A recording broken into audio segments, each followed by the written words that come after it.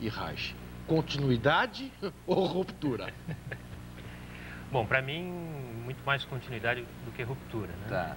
Que esse trabalho é justamente uma tentativa de um resgate histórico da situação do Reich, que começou como discípulo do Freud, dentro da psicanálise, e estava tentando justamente buscar uma técnica que agilizasse a teoria psicanalítica que ele achava fantástica, mas não funcionava muito bem na época. Então a dedicação dele era tentar achar uma técnica que fosse mais ágil e que pudesse ajudar mais pessoas. Só que no meio do caminho ele foi se envolvendo com política e querendo juntar o marxismo e a psicanálise. Ele é um dos pioneiros do Freud do marxismo, né? E numa época muito difícil, nos anos 30, com o nazismo chegando, e o nazismo começou uma perseguição aos psicanalistas, e o Reich não só era psicanalista, como era judeu também. Isso. Então era um prato cheio para o nazismo, né? E o que é pior, nem bem aceito pelos comunistas, então, que achavam que ele tinha uma interpretação muito particular do marxismo. É que a prática dele, ele fazia alguns trabalhos com jovens. Ele tinha um movimento que chamava Sexpol, Sexualidade e Política, em que ele trazia questões que hoje, por exemplo, estão sendo debatidas, né? A questão de aborto, de amor livre, da emancipação da mulher, da sexualidade para a adolescência, tudo isso ele discutia com os jovens e com os jovens marxistas. Né? E os comunistas, então, tinham medo que se os jovens fossem ter a sua vida sexual, isso ia tirar a força do movimento socialista. Nesse aspecto, aliás, o movimento comunista sempre se caracterizou por um moralismo muito grande, né? Muito grande, né? Até hoje. Né? Até hoje. É uma marca registrada, Sim. Né? Essa coisa até curiosa no Brasil, né? O comunismo vem destruir a família, não, se há um sistema que gosta de preservar, não é? A família é o regime comunista. O Rubens lançou, mês passado, Energia e Caráter, uma coletânea de artigos, e vai lançar durante o evento o segundo volume desta coletânea. Todos, tanto o livro do Cláudio quanto o livro do Rubens, da Sumos Editorial.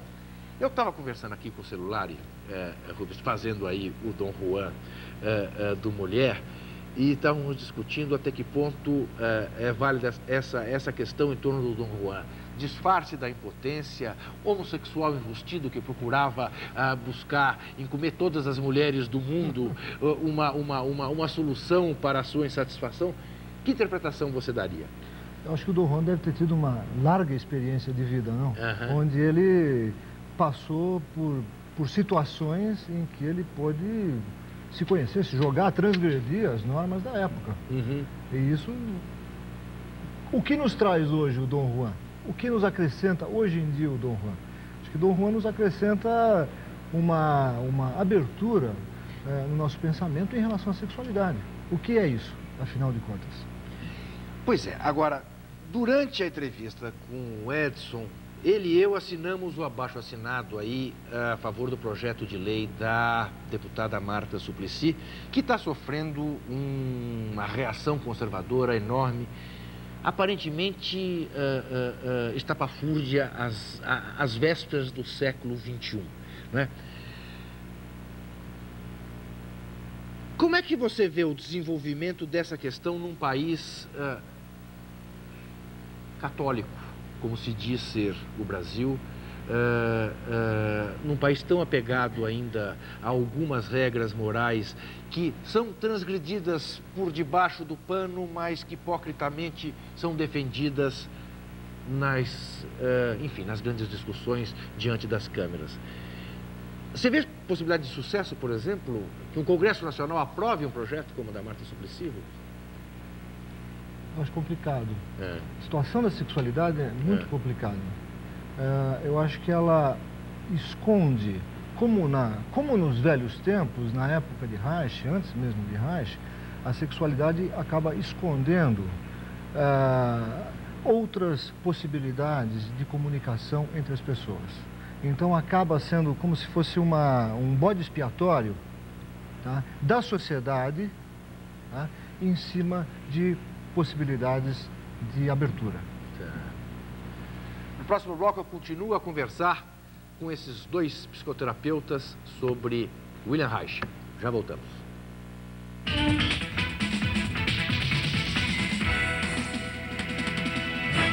Estou conversando aqui com dois psicoterapeutas, Rubens Knigel e o Cláudio Melo Wagner. Cláudio Melo Wagner lançou ano passado Freud e Reich, continuidade ou ruptura, da Sumos Editorial.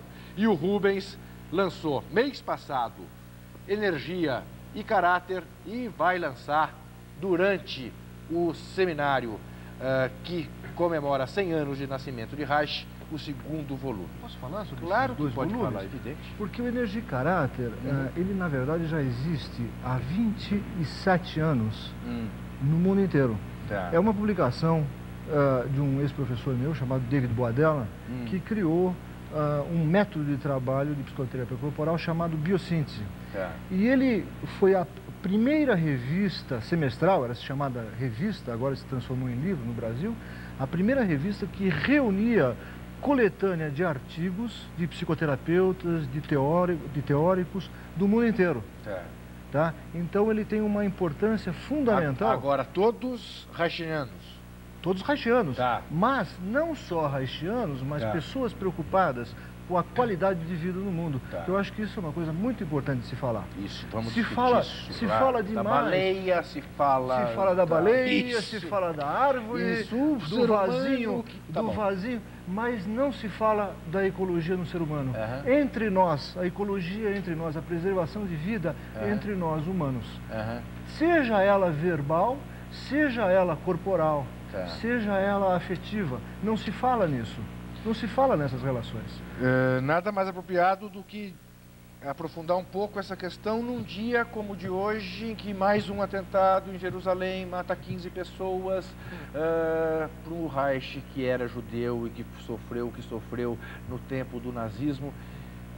Essa questão é uma questão que fica sempre na fronteira da bestialidade do ser humano e não passa disso, né? Quer dizer, e como discussão nos grandes meios de comunicação, né? Exatamente. O que significa se preservar o ser humano? Quando há tentativas de preservação, imediatamente vem uma tentativa de não preservação. Eu estou lendo um livro muito interessante chamado Mauá, Empresário do Império. Do Jorge Caldeira. Do Jorge Caldeira. E estou gostando demais desse livro. E é importante trazer ele para cá, porque ele nos traz todas essas jogadas, que acabam sendo jogadas comerciais, que destroem e são autodestrutivas por conta própria, na evolução do tempo. Tá certo? Então, não só desde Reich, mas desde dos gregos, se vê um processo de autodestrutividade. Se fala sobre ecologia, mas de preservação do ser humano, mas se vê uma autodestrutividade imensa na coletividade. Sem dúvida. Cláudio, te dou dois ganchos. Antes, deixa eu te fazer uma pergunta. O Freud acaba rompido com Reich. Menos intelectualmente e mais, vamos dizer, do ponto de vista eminentemente prático, é isso? Político. Político. Político e ideológico. Porque aí tem uma situação que é que o Reich dá uma entrevista grande, o pessoal da psicanálise vai procurar o Reich em 52 e faz uma entrevista com ele a respeito do Freud. E os caras foram lá para entrevistar ele meia hora, saber alguns detalhes lá do Freud. E, de repente, eles estão 12 horas fazendo gravação e ficam 2 dias porque acharam o Reich absolutamente apaixonante. Então, aí esse trabalho volta para a Sociedade de Psicanálise e a Sociedade de Psicanálise veta a publicação disso. E esse livro só vai sair em 67, mais ou menos, que é um livro que chama Reich fala de Freud. Nesse livro ele diz que ele tinha conversas com o Freud e que o Freud teria dito, né, de que a questão da função do orgasmo, a questão da sexualidade, o Freud estava inteiramente de acordo porque era um desenvolvimento lógico da teoria dele, Freud, que o Reich estava fazendo. Né? Mas o que o Freud temia era o desenvolvimento político disso. Era a questão da revolução sexual, era a questão da psicologia de massa do fascismo. Né? E aí que, então, em 32, mais ou menos, se começa uma articulação para tirar o Reich da sociedade de psicanálise, por causa do nazismo, por causa de toda a influência do Reich, que tem essa coisa curiosa. Quando ele funda a Sexpol, na primeira palestra tem 40 jovens. Na segunda palestra, uma semana depois, tem 800. 2 anos depois, ele tem 40 mil associados. Quer dizer, ele era um perigo. Né?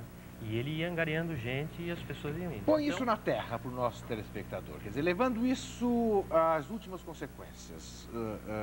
Aqui, qual era a visão do Reich nessa questão? Da questão do orgasmo e a questão do que ele pretendia com a sua escola de sexo? É que tá. A questão da sexualidade, a questão da função do orgasmo, para o Reich tem muita confusão. Se ele é função do orgasmo, e se pensa que é simplesmente uma questão de genitais se encontrando. E para ele a questão é muito mais ampla que isso.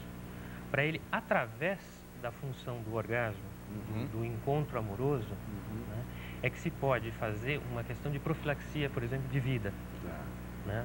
A questão da função do orgasmo, a função do orgasmo é uma função da natureza, é uma função de pulsação. Todo organismo vivo, desde uma árvore, uma ameba, pulsa.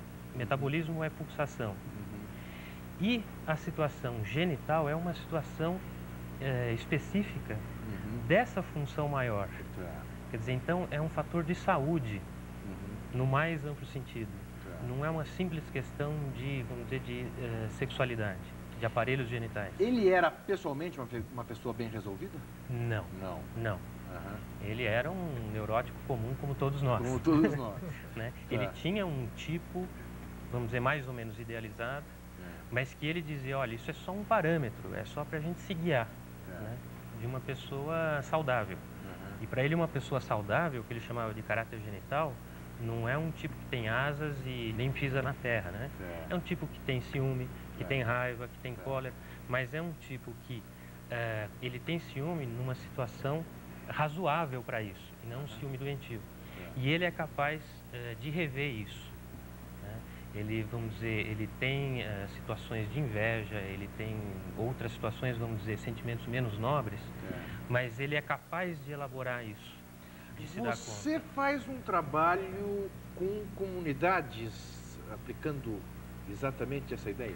Isso é uma coisa que eu aprendi, que foi muito interessante e que, inclusive, eu ofereci uma proposta aqui à Prefeitura de São Paulo para fazer isso há algum tempo atrás. Eu, por condições da vida, eu acabei estudando fora do Brasil um período e tal, e conheci muita gente, e hoje em dia trabalho em alguns outros países, entre eles eu trabalho no Japão, por exemplo, e lá formamos um instituto de treinamento para profissionais na área de psicoterapia corporal, do qual eu sou professor e diretor lá.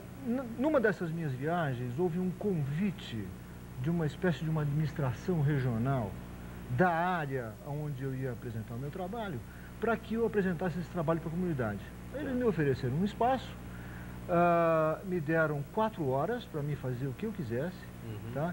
E fizeram um anúncio sobre o trabalho. Vieram 60 pessoas da comunidade na área. Durante essas 4 horas, primeiro eu tive um breve e rápido conhecimento, interlocução com essas pessoas, depois fizemos algum trabalho específico na área de encontro, de psicoterapia corporal, para eles se conhecerem. Fiz umas propostas em que eles aprenderam a se autoajudar e ajudar ao companheiro, em trabalhos que nós fazemos de duplas e trios, e depois recolhiam feedback dessa turma toda. E foi, para mim, uma experiência fantástica, porque o feedback foi de uma descoberta para a maioria daquelas pessoas, dentro da simplicidade das nossas 4 horinhas de trabalho, que foi maravilhoso. A partir desse trabalho é que eu tive a ideia de propor para cá, porque nós temos espaços nas administrações regionais, nós temos espaços em determinadas áreas da prefeitura que se poderia oferecer um trabalho de profilaxia, que ele estava falando, para as comunidades, para as comunidades em que as pessoas seriam atendidas na área de psicossomática, na área de relações psicológicas, tá certo? E a administração estaria fazendo um bem para a comunidade, evitando que uma enorme parte da população vá aos hospitais sem necessidade. As pessoas frequentam. Vamos aprofundar isso no próximo bloco, porque essa é uma questão que eu queria exatamente pôr. O Brasil está aí, acho que esse seminário tem muito esse caráter. O Brasil está preparado? Já está? Será? No próximo bloco a gente volta. Até já.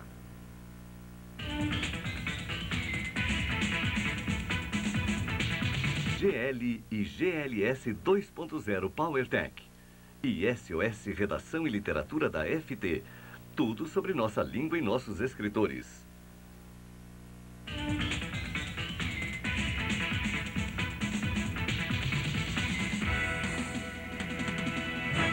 Estou conversando com Cláudio Melo Wagner e com Rubens Kigneus, dois psicoterapeutas reichianos, sobre o William Reich, sobre o seminário que vai haver em São Paulo, comemorando o 100º aniversário do nascimento de William Reich. Nós vamos acabar esquecendo de falar do Congresso, né? Porque a gente garra aqui a conversar. Então, quer dizer, quem vem de fora que você diria não se pode perder? Olha, vai estar vindo de fora, quer dizer, que está atualmente no Brasil, mas vem da Europa, que é o Federico Navarro, que é o iniciador de uma das linhagens do Reich. Assim como o Freud, o Reich também teve discípulos, né? Que chama vegetoterapia caráter analítica, tem a biossíntese, a biodinâmica, a bioenergética, né? Então, o Federico Navarro vai estar aí, o Alex Macmillan, que é o presidente da Sociedade Americana, né, de Psicoterapias Corporais, o Albert Pesso e o Gerard Gouache. Esses quatro que estão confirmados aí.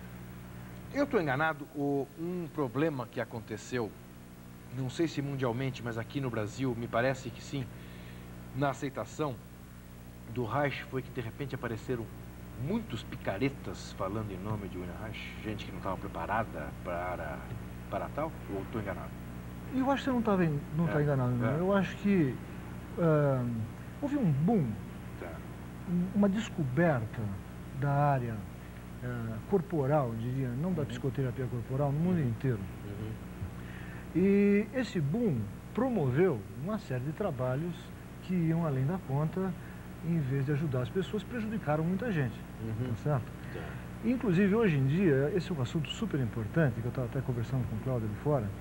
A psicoterapia corporal, na época da expulsão do Reich da Sociedade de Psicanálise em Viena, ela acabou banindo, levando o bebê, como fala o Cláudio, da psicoterapia corporal por razões políticas. Então foi banido o corpo em prol do conhecimento, do saber, da mente. Tá? E isso foi rodando por muitos anos. A psicoterapia corporal ia caminhando paralelamente à psicanálise, ela era sempre um adendo ao trabalho. Tá? Hoje em dia, já não. Hoje em dia a psicoterapia corporal está ocupando um espaço de importância vital no trabalho, reconhecido por muitas sociedades de psicanálise, inclusive, hoje em dia. O Reich era um anarquista, politicamente? Não. Não. Ele era socialista. Quer dizer, mas ele não evoluiu ou não foi na direção do anarquismo? Evoluiu não no sentido de progredir necessariamente, mas quer dizer, não tomou esse rumo? Não. Ele foi socialista, comunista, até o momento que ele se decepciona, inclusive com os comunistas, que eram muito travados, né? E, como você estava dizendo, ortodoxos, né? E aí ele começa a desenvolver um pensamento político próprio, né? Que tem a ver com o que o Rubens estava falando, a questão da ecologia. Aqui no Brasil, quer dizer, de uma outra geração de terapeutas, nós temos algum grande nome respeitado? Um amigo seu, inclusive. Roberto Freire, uma pessoa extremamente querida. Eu quase estou provocando aqui, falar no Bigode. Mas o Bigode, eu conheci ele, aliás, foi ele que me introduziu na psicoterapia corporal, através dos trabalhos que ele fazia. No Macunaíma ainda, naquela época, na casa do Mário de Andrade. Que foi ali que eu comecei. Isso é uma coisa que eu acho que é importante, essa questão que você estava levantando, histórica dos anos 70, que eu estudei um pouco para escrever o livro é que essa questão, nos anos 70, quer dizer, estava acontecendo uma revolução mundial, em termos, né, de maio de 68, Flower Power, Vietnã, um monte de coisa. E a juventude estava buscando novos referenciais. E foi aí que o Reich entrou, quer dizer, ele foi resgatado lá dos anos 50, mas de uma forma que tinha que se encontrar alternativas rápidas. Então aconteceu muito espontaneísmo, muita coisa assim. Né? Agora, eu acho que historicamente é importante que tenha acontecido. Né? Aconteceram coisas boas, coisas ruins, mas o saldo... Quer dizer, a questão é justamente, e nesse encontro, é que hoje, né, os reichianos estão com consistência teórica, inclusive. Né? Então, é um movimento que vem amadurecendo. Claudio, vamos tentar ser um pouco prático, senão a gente não vai fazer a lição de casa direito. Aonde vai ser? Que dia começa? Se não acaba, entra aqui e fala assim, Juca, precisa terminar e pronto. Aonde vai ser?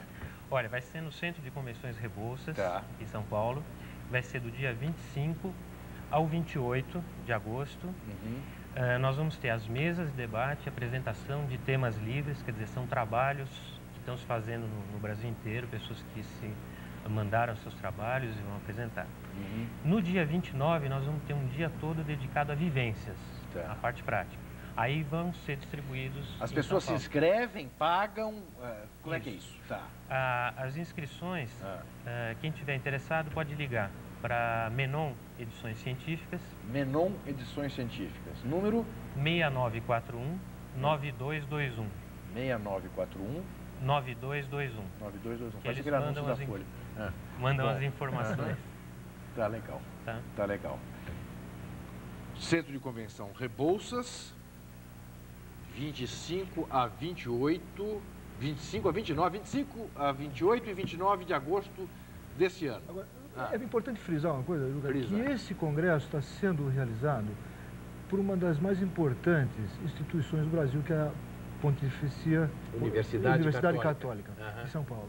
Isso é muito importante, já houve vários ciclos Reich no Brasil e eu tenho a impressão que esse é o mais importante de todos. Aí é o tal país dos contrastes, né, Rubens? Porque é isso mesmo, que maravilha, né? Falávamos aqui, quando conversava com o Edson Celular, quer dizer, da reação da bancada evangélica, a questão do projeto da Marta Suplicy, e mesmo, quer dizer, estão querendo fazer coincidir a votação do projeto com a visita do Papa, como se isso estimulasse a que o projeto não passasse, né? Porque com o Papa aí, como é que o país católico vai aprovar uma aberração dessa da natureza? E, ao mesmo tempo, a PUC, Pontifícia Universidade Católica, promove um encontro deste porte de um homem que era comunista, que era judeu e que era um transgressor. Ainda bem que esse país também tem esses contrastes positivos. Eu agradeço muito a presença de vocês. Adorei te rever, evidentemente. Quem diria que aqui era um bagunceiro dentro da classe? Estava aí, já estava ali plantada a ideia da transgressão saudável de William Reich. Amanhã a gente volta. Eu não sei se é ali pelas 11 horas da noite, não. Acho que é ali 11h15, 11h20, tá? Até amanhã.